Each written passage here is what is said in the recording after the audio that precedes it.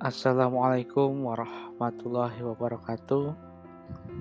Pada kesempatan kali ini kita akan membahas tentang kreatif fotografi.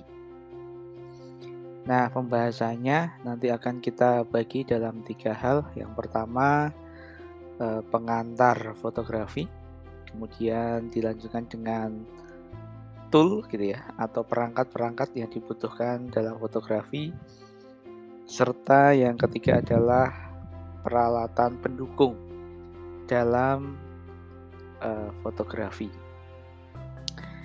Nah, kita mulai yang pertama, pengertian dari fotografi dulu gitu ya, sebelum nanti kita bahas lebih lanjut. Jadi kalau kita lihat landasannya, fotografi itu berasal dari bahasa Inggris gitu ya.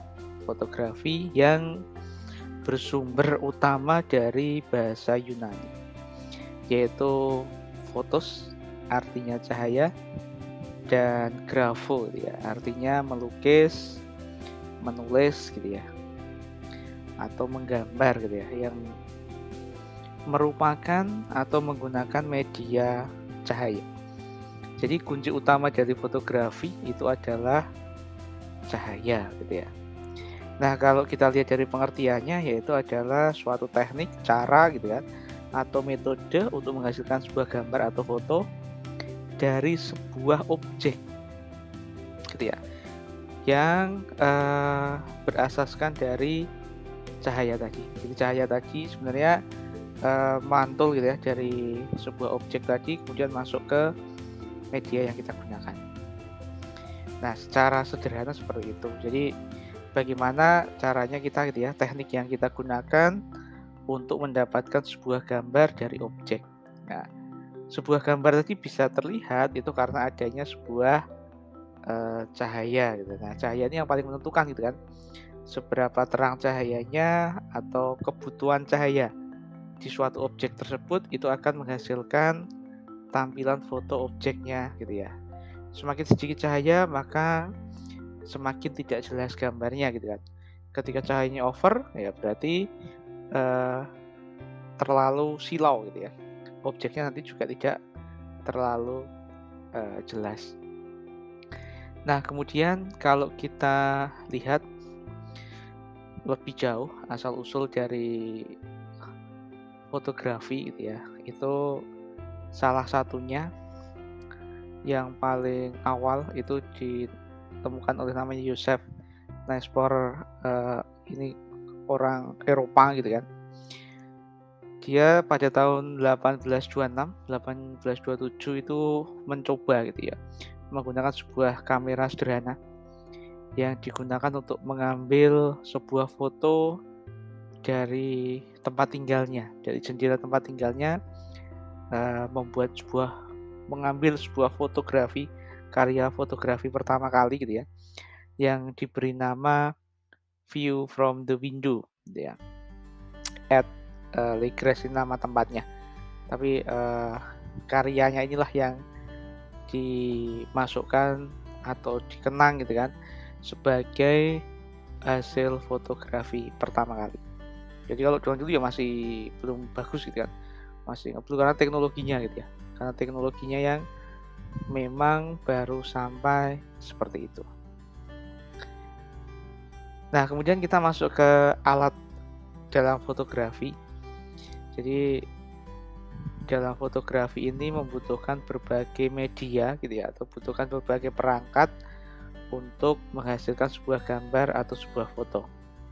Nah, menurut perkembangannya gitu kan, dari dulu sampai sekarang itu saya bagi menjadi 3. Yang pertama yaitu adalah kamera. Ini yang sejak fotografi pertama berdiri, jadi real kamera gitu ya. Artinya sebuah perangkat yang memang perangkat itu merupakan isinya kamera, ditujukannya untuk fotografi. Kemudian mulai berkembang yaitu di smartphone. Meskipun smartphone ini fungsi utama awalnya adalah untuk komunikasi gitu ya, karena kecanggihan teknologi dapat mengembedded gitu ya, atau membenamkan kamera yang canggih gitu ya ke dalam sebuah ponsel. Nah, ini ternyata juga sangat-sangat berkembang pesat sekali gitu ya. Dan yang ketiga nanti ada pemanfaatan yang mungkin kedepannya akan banyak digunakan, yaitu memanfaatkan drone gitu ya. Memanfaatkan drone untuk keperluan fotografi. Nah, mulai yang pertama yaitu kamera gitu ya. Jadi kamera ini memang alat fotografi utama. Jadi rasanya kurang afdol gitu ya kalau seorang pecinta fotografi atau kita memiliki passion fotografi tapi belum pernah menggunakan kamera atau tidak memiliki kamera gitu ya. Karena kamera ini ya dari zaman dulu identik sekali dengan yang namanya fotografi. Fungsinya apa ya? Untuk mengambil foto gitu ya, mengabadikan sebuah objek menjadi sebuah gambar atau menjadi sebuah foto. Nah, ada banyak sekali jenis-jenis kamera gitu kan, sesuai dengan perkembangannya. Jadi ada beberapa jenis gitu ya. Nah, dari yang paling populer itu namanya adalah kamera DSLR ya, Digital Single Lens Reflex. Jadi ini salah satu kamera yang populer gitu, banyak digunakan gitu. Jadi hampir semua pecinta fotografi ya, baik itu untuk komersial, artinya untuk pemotretan formal maupun yang hanya hobi yang digunakan ke aktivitas sehari-hari itu mesti menggunakan yang namanya kamera DSLR. Nah, inovasi yang ditawarkan kamera DSLR itu yang pertama adalah basisnya digital gitu ya, karena D-nya kan DSLR, D-nya kan digital. Artinya yang pertama dia sudah menggunakan namanya LCD display. Fungsi LCD display itu adalah kita sudah bisa melihat previewnya, perkiraannya kira-kira nanti hasil fotonya itu seperti apa gitu ya. Jadi kita sudah bisa melihat kira-kira hasil fotonya seperti ini karena sudah ada previewnya. Kemudian juga file hasilnya, file fotonya itu juga sudah dalam bentuk digital gitu ya. Misalnya formatnya adalah format image. Kemudian yang paling menarik lagi di DSLR ini sudah menggunakan yang namanya sensor digital. Sensor digital ini sudah bisa mendeteksi gitu ya, mendeteksi titik fokus sebuah objek gitu ya. Fokusnya menggunakan namanya sensor digital. Nah, inilah perkembangan gitu ya, atau jenis kamera yang dalam perkembangannya paling menarik, paling banyak digunakan. Nah, sebelum ke DSLR, selanjutnya itu ada mirrorless ya. Ini pengembangan lebih lanjut. Jadi kalau kita balik ke sini dulu, di DSLR ini sebenarnya fungsinya untuk profesional. Jadi para profesional dalam fotografi, jadi mereka yang benar-benar memiliki passion fotografi atau keperluannya untuk industri. Misalnya untuk dunia hiburan, modeling, dan studio foto kita buka studio foto dan seterusnya. Tapi ketika keperluannya untuk individu, sebenarnya si DSLR tadi ada beberapa kekurangan gitu ya. Yang pertama adalah satu, fiturnya terlalu kompleks. Sehingga kalau untuk pemula mungkin agak kesulitan. Ataupun ketika bisa hasilnya kurang optimal. Yang kedua, ketika kita melakukan traveling gitu ya, perjalanan yang jauh gitu kan, DSLR itu terlalu besar untuk ukuran body kitnya. Makanya muncullah sebuah inovasi baru gitu ya, namanya kamera mirrorless. Jadi mirrorless ini sebenarnya memiliki fungsi yang sama dengan DSLR gitu kan, hanya saja memberikan 2 poin tadi. Jadi yang pertama dari ukuran bodinya lebih kecil, yang kedua adalah fitur atau tombol-tombolnya gitu ya, menu-menunya itu lebih simple sehingga pemula gitu kan, yang kita baru berkecimpung ke sini atau saya sebagai personal bukan bisnis ingin memanfaatkan kamera, nah itu bisa menggunakan kamera mirrorless. Jika kita lihat secara struktur seperti ini perbedaannya. kalau di kamera DSLR itu cukup lengkap ya, ada mulai mirrornya, sensornya, LCD-nya gitu ya, itu lumayan kompleks. Nah, kemudian disederhanakan ke yang sebelah kanan di mirrorless itu cukup simple. Jadi hanya ada sensor image, kemudian LCD, kemudian yang di bagian lensa depan. Nah, yang seperti penta sensor, AE sensor gitu ya, main mirror gitu kan, AF sensor dan seterusnya itu ditiadakan gitu ya, sehingga secara ukuran menjadi lebih ramping gitu ya, lebih ramping, lebih mudah untuk dibawa. Ini adalah mirrorless. Kemudian jauh sebelum itu gitu kan, yang sedang banyak digunakan itu dikenal dengan namanya kamera analog. Atau inilah cikal bakal namanya DSLR, yaitu namanya kamera salah satunya adalah SLR. Nah, SLR itu kan versi analognya. Kemudian ketika ditambah digitalnya menjadi DSLR. Nah, kamera analog ini menggunakan roll film gitu ya untuk motretnya. Jadi gulungan roll film itu dimasukkan ke dalam kamera, kemudian kita mengambil foto. Nah, ini nggak ada sensornya. Artinya si fotografer gitu ya, ketika menggunakan kamera analog ini harus benar-benar profesional. Karena apa gitu ya? Ketika ngambil, satu nggak ada reviewnya, yang kedua ketika diambil satu kali take gitu kan, tidak bisa direvisi. Artinya satu kali take ya satu film digunakan. Kalau salah, dia harus ngambil take lagi, maka menggunakan film kedua. Maka tidak bisa direvisi gitu ya. Maka harus benar-benar memastikan dulu nih, mau dari sisi style, pose dan seterusnya gitu kan, harus mengarahkan objek yang sudah benar baru diambil.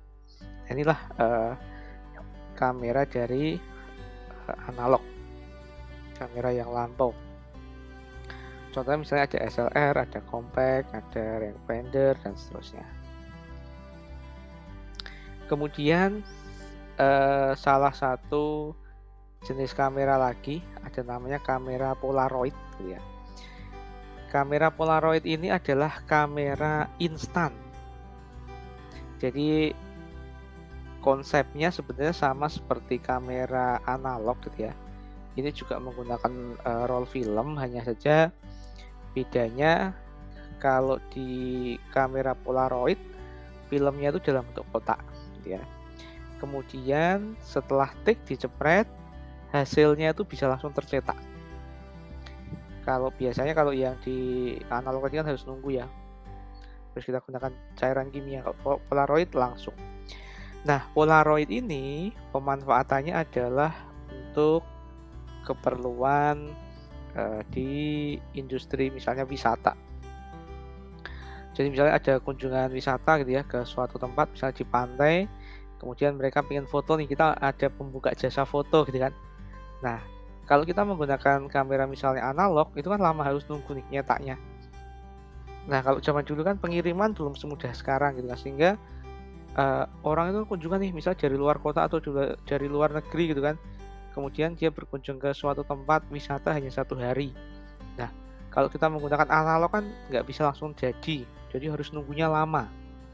Nah, dengan Polaroid ini di take langsung dapat fotonya udah. Jadi saat itu juga foto jadi, dokumentasinya udah disimpan, sehingga transaksi bisnis selesai gitu ya. Nah, ini salah satu terobosan gitu ya dari dunia fotografi dengan menghadirkan namanya kamera Polaroid. Selain itu juga ada namanya action cam atau kamera aksi. Kamera aksi ini cukup menarik gitu ya. Jadi ini memang hal yang baru gitu ya. Perkembangannya setelah di SLR muncul yang namanya action cam. Nah, action cam ini digunakan untuk merekam gitu ya aktivitas dengan kecepatan tinggi. Contohnya aktivitas olahraga gitu ya, aktivitas berkendara gitu kan. Pengendara motor itu kan cepat ya. Jadi kalau kita menggunakan kamera yang misalnya DSLR itu biasanya ngeblur gitu kan.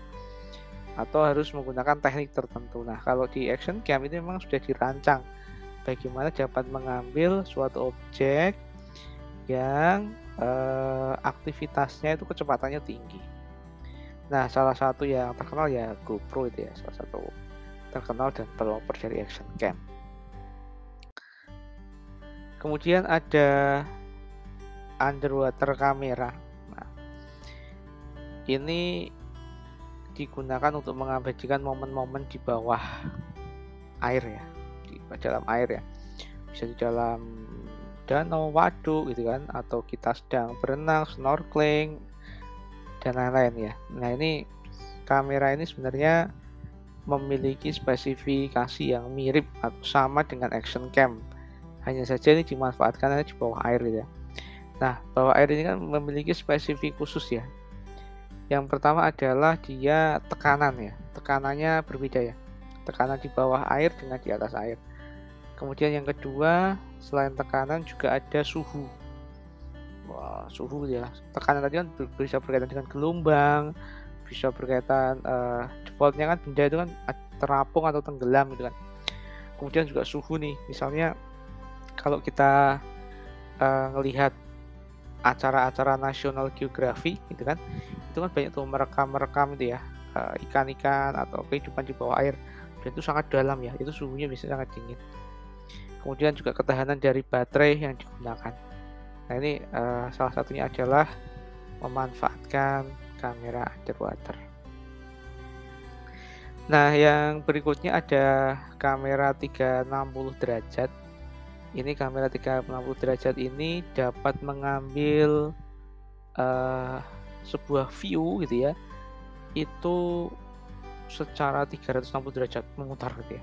Contohnya seperti yang di preview gambar. Nah, ini pemanfaatan awalnya salah satunya yang membuat adalah Google Street View. Jadi di Google Street View itu kan kalau kita lihat di Google Map, dia bisa ngambil 360 derajat ya, kanan kiri belakang gitu ya, depan belakang yang bisa kita lihat. Nah, tren kedepannya di kamera 360 ini dimanfaatkan untuk keperluan yang namanya VR atau virtual reality. Jadi di virtual reality ini kita bisa mencari gitu kan, bisa melihat sekeliling realitas seolah-olah kita memang sedang berada di sana. Nah, itu pengambilannya biasanya memanfaatkan kamera 360. Nah, alat yang berikutnya gitu kan, tadi yang pertama adalah berbagai kamera dalam fotografi, kemudian yang berikutnya di sini adalah pemanfaatan smartphone ya. Smartphone sebagai sebuah media untuk menghasilkan karya fotografi. Nah, ini ada latar belakangnya gitu kan. Kenapa sekarang smartphone gitu ya, itu menjadi bagian dari alat untuk fotografi. Nah, jika kita lihat perbandingannya ada di sini ya. Jadi dulu smartphone ini kan memang ya hanya mengambil kamera biasa, artinya ke arah fotografi itu kan memang belum. Karena kalau kita lihat zaman dulu, kamera-kamera yang ada di HP itu belum sampai ke megapiksel gitu ya. Artinya kamera-kameranya ya masih VGA gitu ya, masih belum bagus, ngeblur gitu kan. Jadi untuk dijadikan sebuah karya fotografi kan masih kurang. Sementara di era itu kamera DSLR sudah bagus. Pixelnya udah bisa nyampe 24 megapiksel, belum lagi kalau ditambah lensa, wah hasilnya bagus. Tapi seiring perkembangannya gitu kan, sekarang kamera-kamera yang ada di HP itu mungkin megapikselnya lebih besar daripada SLR kan, daripada kamera DSLR. Apalagi jika kita lihat sekarang perkembangan teknologi ada namanya AI gitu ya, Artificial Intelligence. Nah, Artificial Intelligence inilah gitu kan, selain kameranya bagus juga ditunjang dengan kemampuan teknologi yang bisa mengenali gambar, mengambil gambar, memanipulasi gambar, membuat objeknya menjadi lebih bagus dan seterusnya. Belum lagi ditambah dengan editing instan, artinya setelah ngambil gambar oke, kemudian langsung diediting di situ. apalagi keperluannya tinggal dikirim gitu ya. Kemudian dari sisi harga juga lebih relatif gitu kan, relatif lebih murah kita dibandingkan dengan DSLR. Karena kalau DSLR hanya punya satu kegunaan, mengambil foto, sementara kalau di HP sudah include semua gitu kan.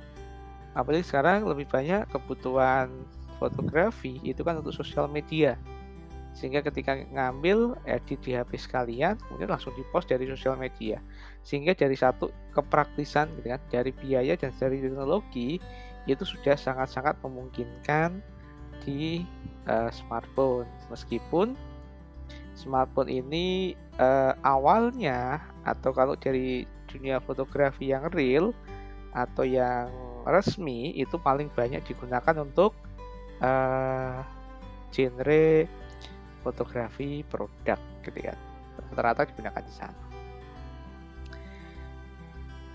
Nah kemudian yang alat yang berikutnya ya, media yang digunakan terakhir adalah drone. Nah drone ini sebenarnya masih baru ya, artinya masih belum banyak penggunanya. Karena drone ini kan sebenarnya pemanfaatannya sekarang lebih ke industri ya. Misalnya bagaimana memantau aktivitas-aktivitas dari ketinggian gitu ya. Bisa juga misalnya digunakan untuk membantu aktivitas misalnya pertanian gitu kan, atau di bidang-bidang tertentu. Nah salah satunya adalah di fotografi. Jadi kalau dulu ketika mau ngambil gambar ya, misalnya ada seorang jurnalis mau meliput aktivitas banjir atau aktivitas kerumunan nih, misalnya ada demo yang nggak bisa dicek, kemudian nggak bisa terobos langsung sana, harus lihat dari atas, maka zaman dulu harus memanfaatkan yang namanya helikopter atau menggunakan pesawat gitu kan, untuk mengambil dari atas. Misalnya pada kasus lumpur lapindo gitu kan, mau lihat dari atas harus naik pesawat dulu, kemudian kita ngetik dari atas. Tapi kalau sekarang dengan adanya drone, nah itu lebih memudahkan lagi. Artinya dari sisi effort, kemudian dari sisi biaya, itu kan lebih ringan dan itu bisa dimanfaatkan. Nah inilah yang akan mulai banyak dimanfaatkan. Sekarang hampir sudah mulai ini ya, hampir banyak yang sudah mulai menggunakan drone. Baik itu untuk fotografi maupun untuk videografi. Nah ini contoh pemanfaatan drone tadi. Jadi kita ngambil dari sisi atas sini sehingga objek-objeknya, aktivitas yang ada di bawah itu terlihat. Seperti ini terlihat dari video ya, dalam bentuk video.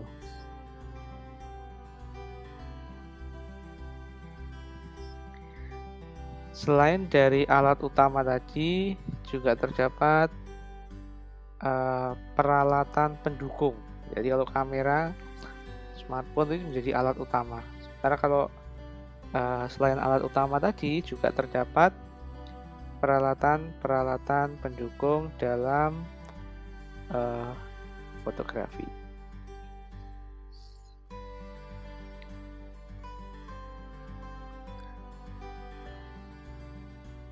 Nah, berbagai alat pendukung dalam fotografi ini tujuannya adalah untuk menghasilkan sebuah foto yang lebih menarik gitu ya. Artinya agar hasilnya lebih maksimal. Nah, alat pendukung yang pertama itu adalah lensa. Jadi secara default DSLR gitu ya atau yang lain itu kan membutuhkan yang namanya lensa. Terutama ketika kita menggunakan DSLR itu kan ada banyak genre ya, atau kita punya banyak target nih. Jenis foto yang mau diambil itu kan berbeda-beda. Artinya kita membutuhkan lensa yang berbeda-beda pula sesuai dengan kebutuhan. Nah, fungsi utama dari lensa ini apa sih sebenarnya? Yaitu untuk memfokuskan pantulan cahaya gitu, dari objek tadi yang ditangkap oleh sensor kamera. Kalau DSLR ya sudah ditangkap oleh namanya sensor digital. Kemudian yang berikutnya ada tripod ya.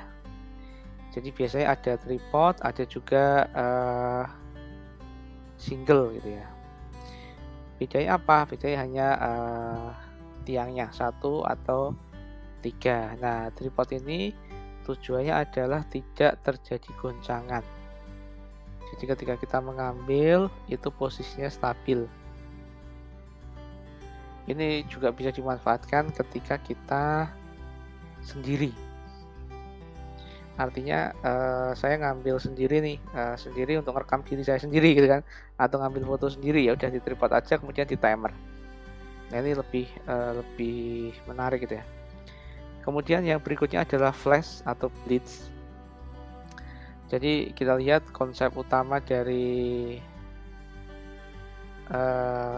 fotografi itu adalah cahaya, gitu ya. Yang dibutuhkan dalam sebuah fotografi itu adalah cahaya. Makanya ketika kita mengambil sebuah foto di malam hari dengan gelap, itu biasanya gambarnya kurang bagus. Maka dibutuhkan cahaya tambahan gitu ya, agar objeknya terlihat dengan jelas. Kemudian selain blitz tadi gitu ya, yang berkaitan dengan cahaya, juga dibutuhkan namanya adalah reflektor. Jadi reflektor ini digunakan untuk cahaya gitu ya. Cahaya yang ada itu biar tersebar atau pencahayaannya itu menjangkau ke seluruh misalnya ruangan, sehingga cahaya yang dihasilkan merata gitu kan. Jadi kalau hanya dari satu sisi biasanya nanti muncul bayangan. Misalnya cahaya lightingnya itu dari kiri ya, kita butuh nih tangkapan cahaya tadi misalnya dari sisi kanan. Nah, reflektor ini biasanya dibuat dalam bentuk payung-payung seperti itu ya. Biasanya ada 2 warna yang digunakan, perak atau gold, tergantung dari keinginannya. Tampilannya itu pengennya menjadi seperti apa, pencahayaannya gitu ya. Apakah pengen emas gitu, atau pengen terang gitu ya. Jadi itu bisa disesuaikan dengan kebutuhan. Nah, itu tadi gambaran gitu ya tentang berbagai media yang dibutuhkan, baik itu alat utama dalam fotografi maupun alat tambahan yang dibutuhkan dalam fotografi. Sekian pembahasan kreatif multimedia, pengantar, dan media yang digunakan dalam fotografi. Semoga bermanfaat. Saya akhiri. Assalamualaikum warahmatullahi wabarakatuh.